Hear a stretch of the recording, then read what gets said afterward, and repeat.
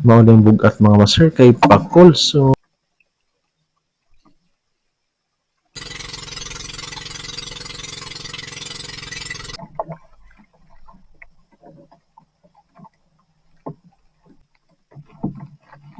huwag din mga master na nata sa spot. Basta musugod yung nagkaon ng mga isda ang mga master. Kauban na to sila si Tony o si Jael mga master. Manlagaw na sila. So atangi. O din mga master. Kay may rare catch po si Jael.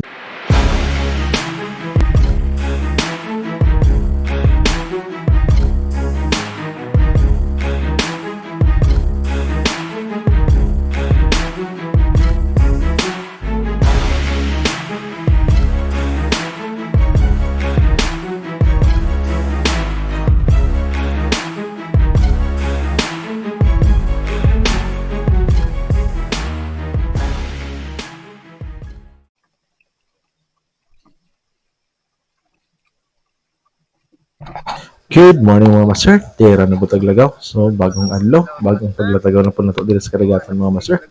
Kani kauban nato sila si Tony o si Jael mga master. Manlagaw ni sila. So atangi, og uban pang atong mga panghitabo diri mga master.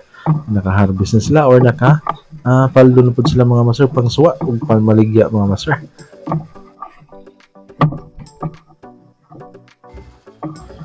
Paingon na sila sa spot mga master. So atong atangan dito sa unahan mga master kay kana nga nakita niyo nga isla na dapita o kaning yuta mga master na dapita nga spot.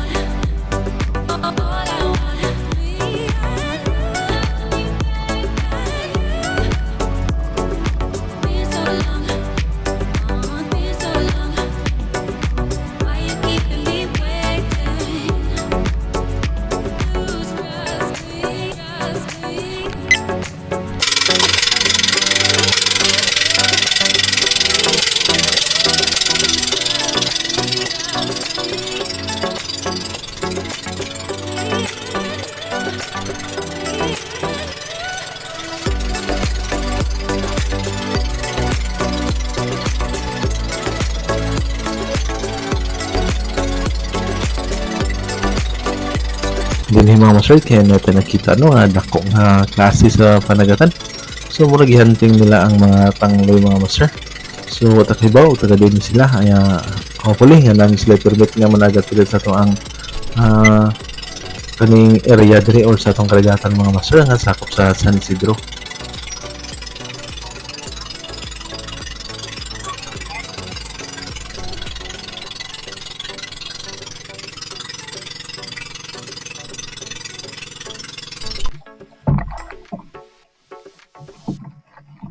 Og din mga master na nata sa spot no so gilagak na ni Tony ang kanang gitawag sa tuwa og paralis mga master or parakyot ang tawag sa uban kung kanang magpasabal or magpadrag ta mga master sa current.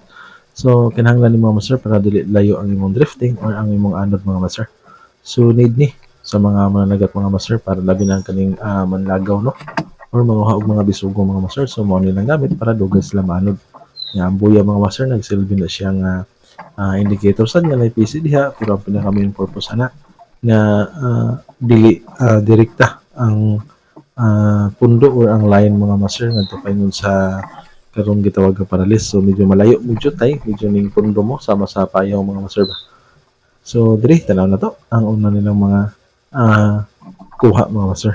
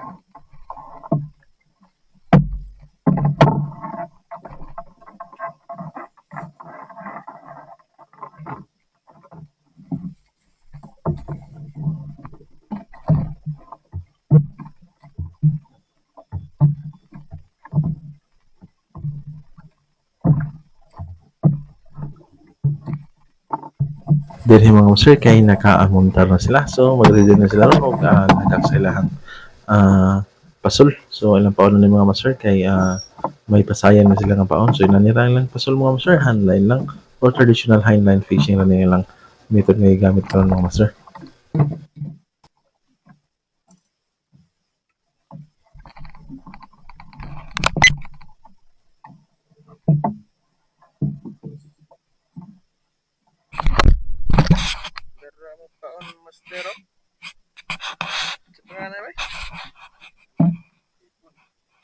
Dira ang ilang mga paon mga master. So suro ni siya or pasayan nga gagmay. So mo ni sagad nga paon diri sa to mga master or sa mga master no. Para magakuha kag mga dagko nga lagaw mga master. Need presko or ganing pag-upa nga gikuha nimo. So dire nagsugod na si Tony mga master.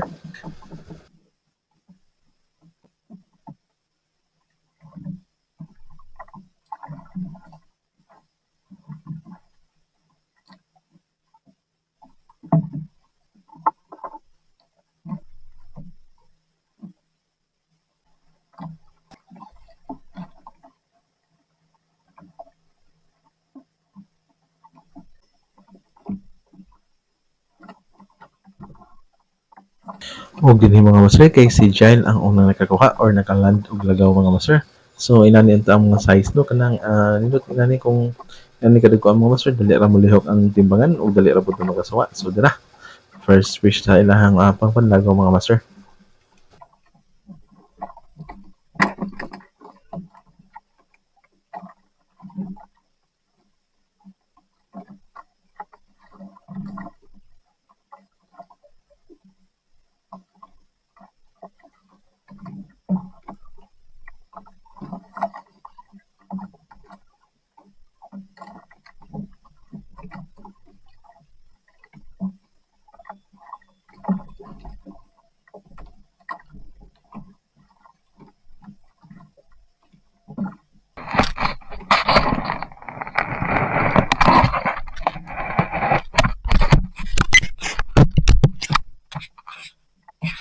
Og dinhi banat pud si Tony mga master pero mura magbugat ni iyang gi bira no.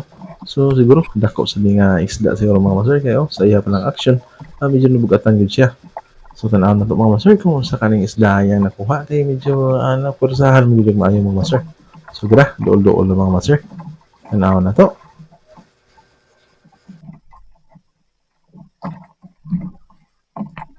Mao ding bugat mga master kay pakol. So basta ingon ani nila nga isda mga master kay bugat kani sila kay dagko ug bugat po nga klaseng isda nya murag mubabag pud sila mga master kay lapad man sila. So dira unang isda ni Tony sige na magakuha sa mga rare catch mga master no si Tony. Last pamasulpot kakuha siya pugapo nga duha ka buok. So karon kakuha na po siya pakol murag goods kani isog mga master.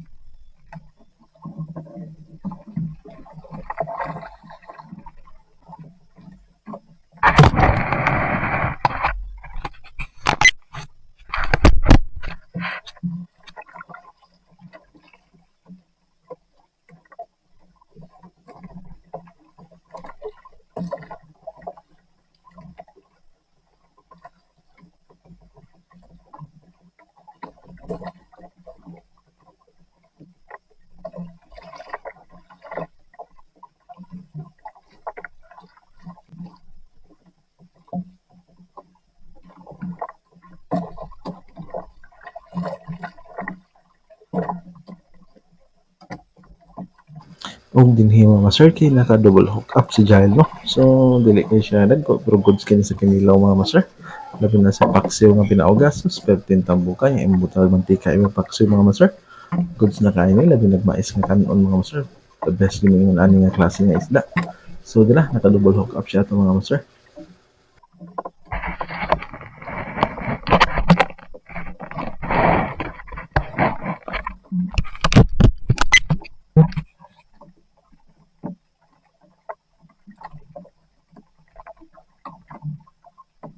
Ug diri mga master wa pa nagpauli si Tony no. So jumbo nga or jumbo nga bisugo mga master ang kuha ni Tony.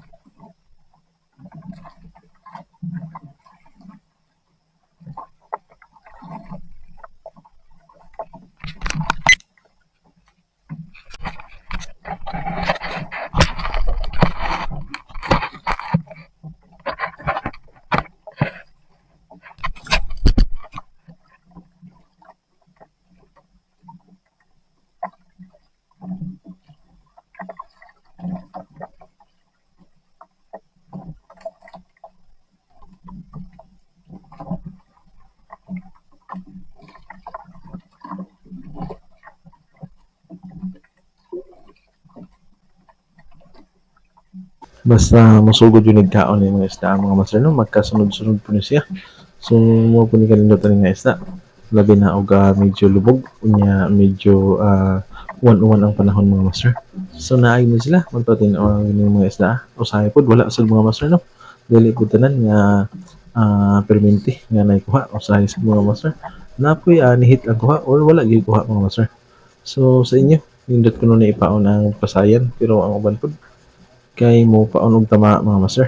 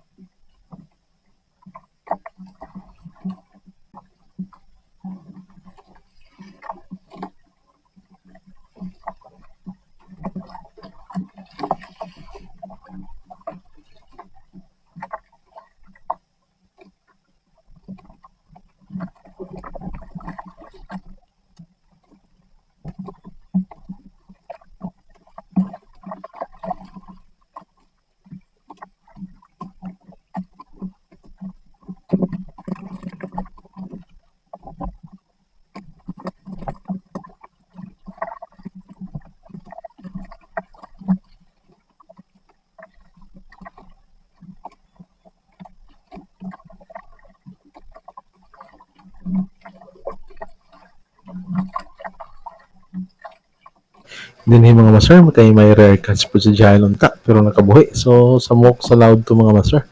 Kaya ilham naman sa samok sa loud mga master kay medyo transparent ang iyang pagka-color dito pero sa tuang samok dito sa daplin nga puti gid siya mga master.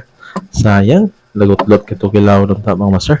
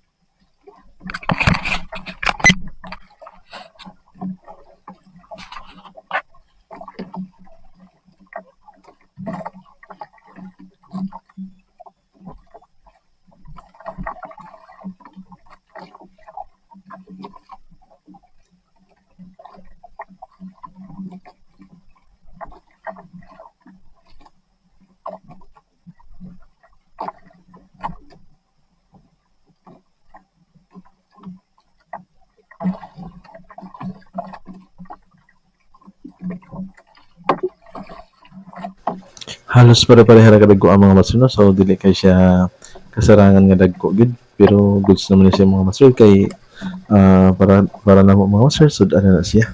Niya dili ko ni siya ingon nga delikado nga mga klase sa isda ang ilahang population mga master. Kaya daghan man gid sila nga isda diri sa ilawom sa dagat mga master. Mas lagi tawag nga mga bottom fish no. Dweller sila sa ilawom. So daghan ni sila mga master. Kaya hunaw-naon nimo nga pila ra gud ilang pasol nga nung naamgyo mo kaon kada hog mga master.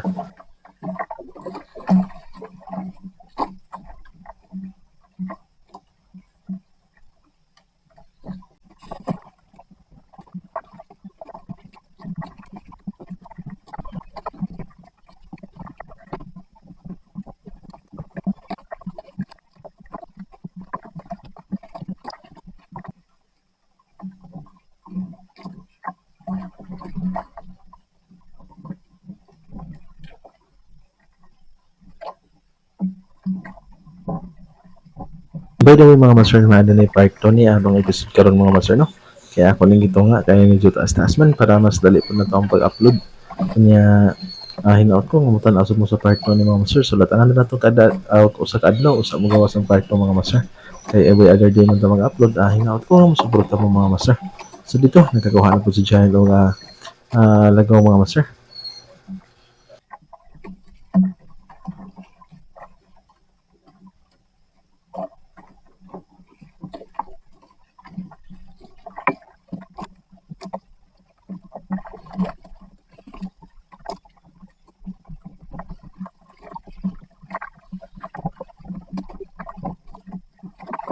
Unya diri lang ko sa adventure karon mga master. Hinaot ko nga pero may magsubaybay sa itong episode.